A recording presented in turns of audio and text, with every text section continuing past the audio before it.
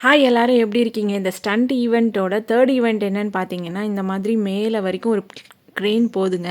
அந்த க்ரேன் மேல ஒரு ஆள் போயிட்டுருக்காங்க. அது மேலேருந்து அந்த அந்த ஆள் வந்துட்டு பேராஷூட்டில் வந்து ஜம்ப் பண்ணுவாரு.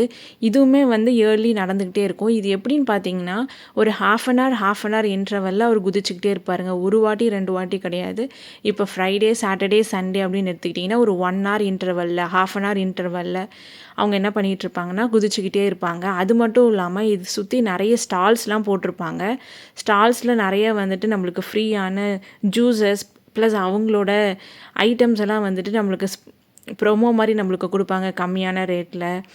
அந்த மாதிரி போயிட்டுருக்கும். இவ்வளோ ஹைட் பாருங்கள், கிட்டத்தட்ட அது வந்து 50 மாடி பில்டிங்லாம் இருக்கும் இல்லைங்களா? அதையும் தாண்டி அது ஒரு பெரிய ஹைட்டு. அது மேலேருந்து அந்த ஆள் குதிப்பார் பேராஷூட்டில். கரெக்டாக அது வந்து அந்த எங்கே கீழே இருக்குமோ அந்த இடத்துல கரெக்டாக வந்து லேண்ட் ஆகிடுவாங்கங்க.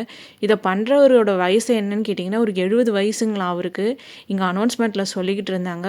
இயர்லி இவர் தான் வந்து இந்த மாதிரியான சாகசம் பண்ணிகிட்ருக்காராம்.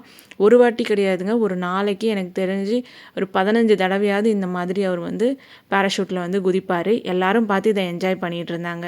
சூப்பராக இருந்ததுங்க பார்க்குறதுக்கே.